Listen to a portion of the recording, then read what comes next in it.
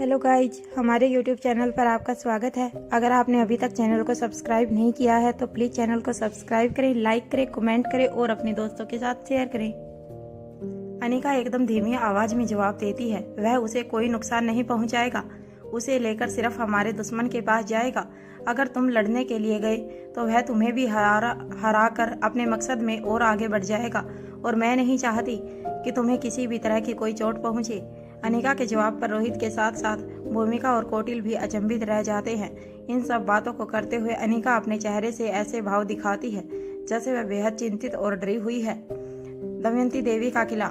मारवा house का दृश्य देखकर स्क्रीन की ओर देखते हुए ही दमयंती देवी कहती है, आओ अनिका, अब तुम्हें लड़ने के लिए आगे आना ही होगा। तुम्हारे इन सिक्योरिटी गार्ड्स में इतनी ताकत कहाँ कि वह मेरे विविध काय को रोक सकें। फिर अपनी मुट्ठी को कसते हुए सामने की तरफ करके कहती है, रोहित नहीं लड़ सकता पर तुम तो लड़ सकती हो। अपने बेटे को बचाना चाहती हो तो लड़ो, उतरो मैदान में और उतार फेंको अपने चेहरे से नकाब। सामना करो और बचा लो अपने बेटे को।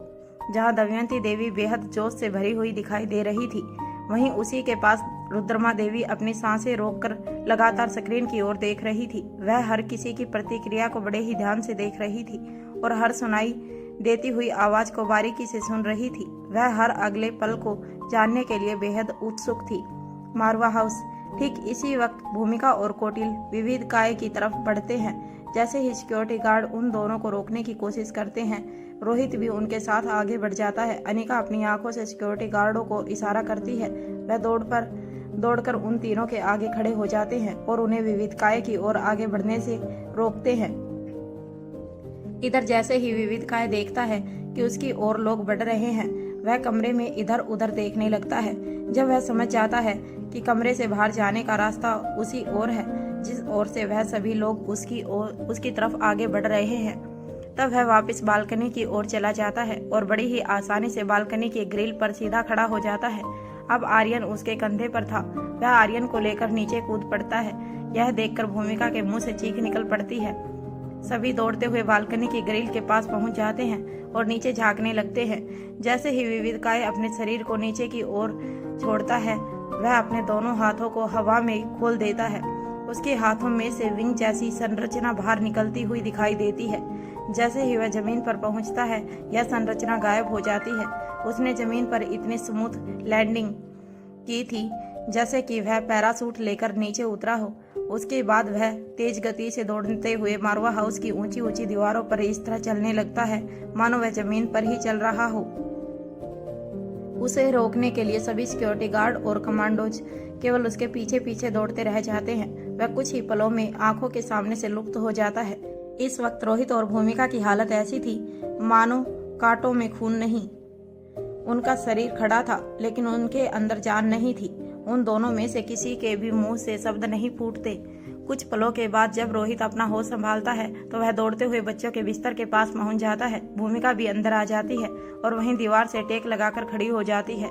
वह अभी भी इस सदमे से बाहर नहीं आई थी कि उसकी आंखों के सामने से उसके प्यारे भतीजे आर्यन को एक रोबोट उठाकर ले गया और वह कुछ नहीं कर पाई।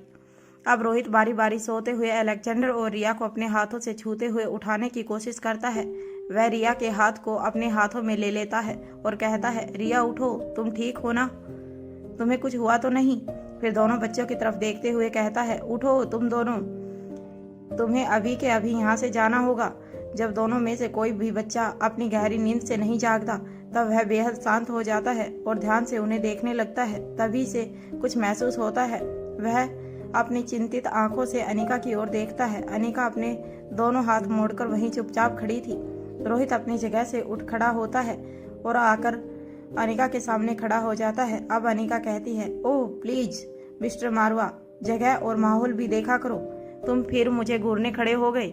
जैसे ही रोहित कुछ बोलने की कोशिश करता है, अनिका उसे बोलने का मौका नहीं देती और आगे बोल पड़ती है, मुझे आराम से बाद में घूर लेना, अभी बहुत काम है, जल्दी चलो।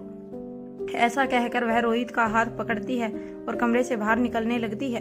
तभी उसका ध्यान भूमिका पर जाता है और वह भूमिका से कहती है, तुम मुझसे लड़ नहीं पाई, इसके लिए इतना बुरा मानने की जरूरत नहीं है कि तुम अपनी जगह से हिलने के लिए भी तैयार नहीं।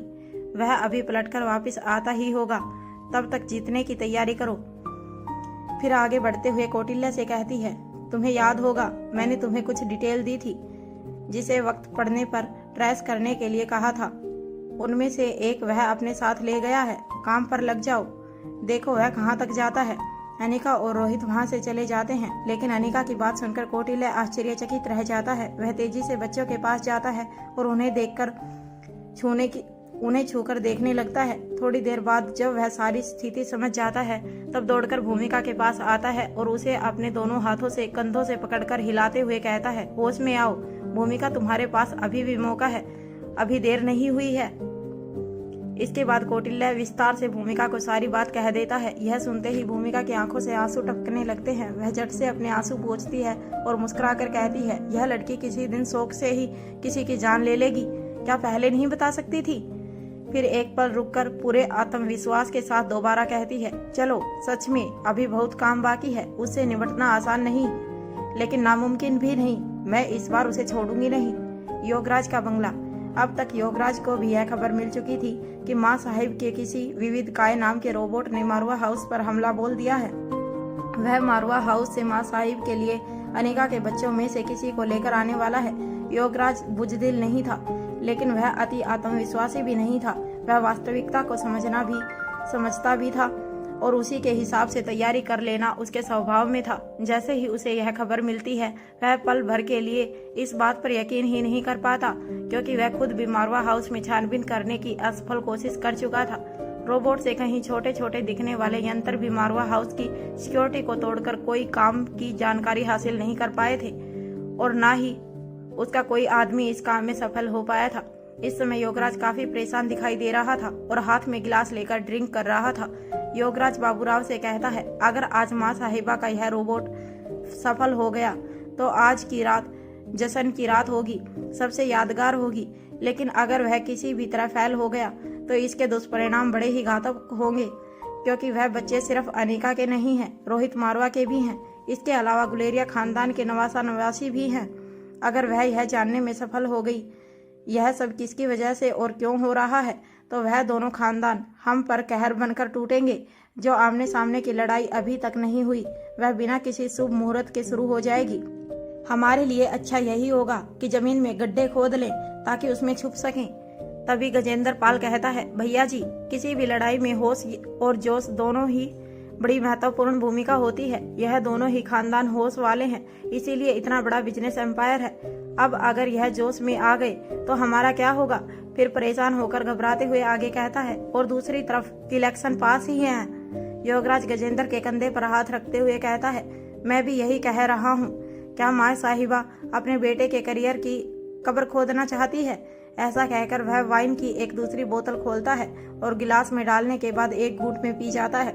इस वक्त वह खुद नहीं समझ पा रहा था कि उसे खुशी से झूमना चाहिए या डर से कांपना चाहिए, लेकिन यह बिल्कुल साफ साफ दिखाई दे रहा था कि इस समय उसकी दिमागी हालत बिल्कुल सही नहीं थी। वह अपना मानसिक संतुलन खो रहा था और खुद पर नियंत्रण पाने के लिए वह शराब का सहारा ले रहा था। तभी बाबूराव धीरे से कहता है, भैया जी थोड़ा धीरे बोलिए, दीवारों के भी कान है। अब तो माँ साहिबा के सिपाही भी आसपास ही हैं।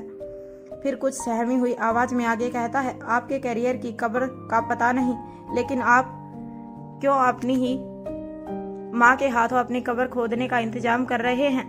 इस पर योगराज बाबूराव से कहता है, तुम सही कहते हो, हम कुछ दूसरी बात करते हैं। बताओ, क्या वह रोबोट बेहद शक्तिशाली है या उस रोबोट की मौत उसे वहां खींच कर लेकर आई है। गजेंद्र पाल समझ जाता है कि योगराज पर नशे का असर हो रहा है। वह उसे सहारा देते हुए उसके कमरे की तरफ ले जाता है। जाते जाते योगराज फिर से कहता है, मतलब आज की रात मैं पूरी तरह सुरक्षित हूँ। आज की रात और जंग, दोनों रोबोट विविधकाय के नाम। सागर सानियाल का बंगला। लक्ष्य जब घर पहुंचता है तो यह काफी देर का वक्त था। अपने बंगले की सीढ़ियां चढ़ते हुए जब वह मुख्य द्वार से अंदर प्रवेश करता है तो उसे अंदर सागर सामने ही बैठा हुआ दिखाई देता है। अपने एक पैर पर दूसरा पैर चढ़ाए एक मैगजीन हाथ में लिए वह सोफे पर बैठा हुआ था। लक्ष्य उसे देखते ही समझ जाता है कि वह उसी का इंतजार कर रहा था। जैसे ही लक्ष्य उसके पास पहुंचता है, आनंद खड़ा होकर उसे गले लगा लेता है। उसके बाद दोनों भाई वहीं साथ में बैठ जाते हैं। लक्ष्य कहता है, भैया ऐसा भी क्या जरूरी काम था कि आप इतनी रात तक मेरा यहाँ बैठकर इंतजार कर रहे थे। मुझे खबर करवा देते या एक मैसेज छोड़ देते, मैं खुद आकर आपसे मिल लेता। आनंद हंसते हुए कहता है, तुम्हारा समय तय है, तो तुम अपने समय के हिसाब से आकर मुझसे मिल लेते, लेकिन तुम्हारे समय की तरह मेरा समय पाबंद नहीं है। अभी यहाँ हूँ, फिर पता नहीं कहाँ, किसी स्टेज पर या किसी सम्मेलन में, और कितनी देर के लिए, इसका कोई नियमित समय नहीं। इसीलिए सोचा खुद ही आकर मिल लूं और तुम्हारे हाल चाल भी ले लूं।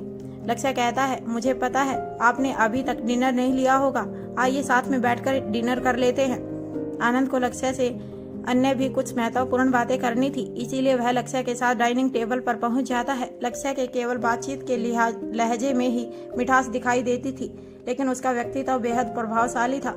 आत्मविश्वास उसकी आंखों से झलकता था और इतनी ही अधिक कॉन्फिडेंट थी उसकी बॉडी लैंग्वेज। लक्ष्य अपने हाथ के इशारे से सभी नौकरों को वहां से जाने का इशारा करता है। उसके इशारे के बाद किसी की इतनी हिम्मत नहीं थी कि वह रुक सके या उनके आसपास से दोबारा गुजर सके।